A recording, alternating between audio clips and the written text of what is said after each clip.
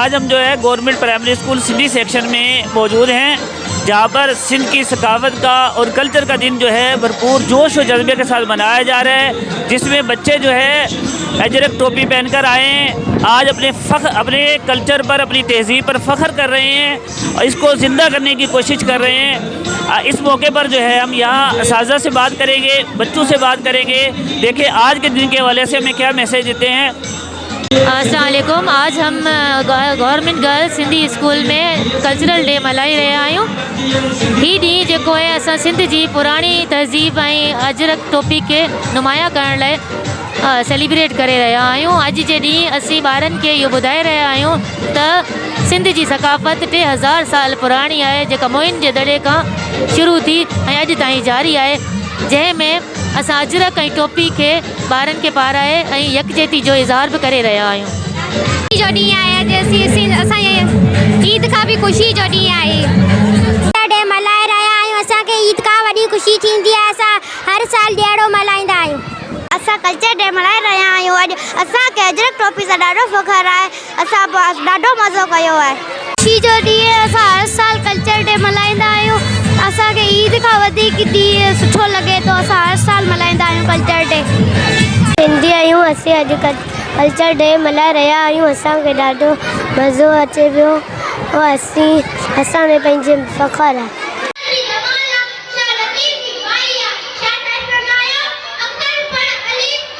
आज के दिन के हवाले से मोहतरम हमीदा खोसो साहिबा से बात करेंगे। देखिए आज के दिन के हवाले से क्या मैसेज देते हैं मोहतरम हमीदा खोसो साहिबा। बिस्मिल्लाहिर्रहमानिर्रहीम। अॼु government girls Sindhi primary school में कल्चर डे सेलिब्रेट कयो पियो वञे। इहो कल्चर डे असां उन करे सेलिब्रेट था करूं ताकी ॿारनि खे असांजी तहज़ीब जी, असांजे पुराणे रस्मनि रवाजनि असांजे ख़बर पवे त असांजा कीअं उथणी कीअं वेहणी। जीअं त सिंध हमेशह अमन जो, प्यार जो, मोहबत जो पैगाम ॾिनो आहे। असांखे खपे त पंहिंजे ॿारनि खे तमामु घणी वधि में वधि सिंधी पढ़ायूं लिखायूं ताकी अॻिते हली तालीम हासिलु करे ॿार पंहिंजो मुस्तक़बिल संवारनि, पंहिंजे वतन खे सुधारनि। जीअं सिंधी तालीम, जीअं त सिंधी माण्हू प्यार वारा मोहबत वारा माण्हू आहिनि, पढ़ियल लिखियल माण्हू आहिनि, हू चाहिनि था त असांजा माण्हू ॿार अॻिते वधनि ऐं असांखे उस्तादनि खे खपे त ॿारनि ते वधि में वधि सिंधी पढ़ायूं लिखायूं ताकी उहे अॻिते हली पंहिंजो मुस्तक़बिल, पंहिंजी ॿोली, पंहिंजी कल्चर, पंहिंजी तहज़ीब खे संभालनि ऐं महिमान नवाज़ी जो, अख़लाक जो तरीक़ो ॿारनि खे अचणु खपे।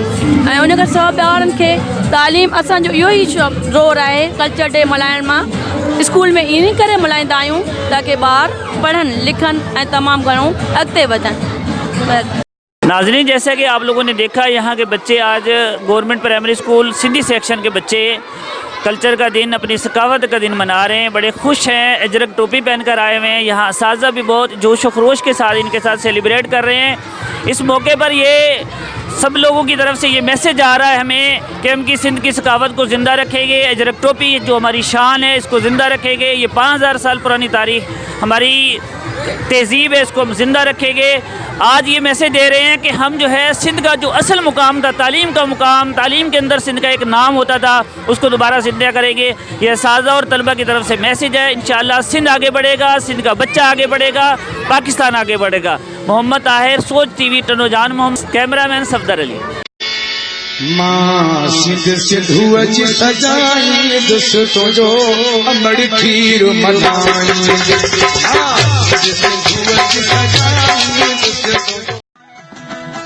सब्सक्राइब कयो हमारे पैनल चैनल सोच टीवी के बेल आइकन के दबाएं कदें भी न विसारिंदा।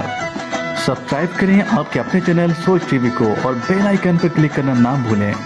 Don't forget to subscribe our channel Soch TV and press the bell icon.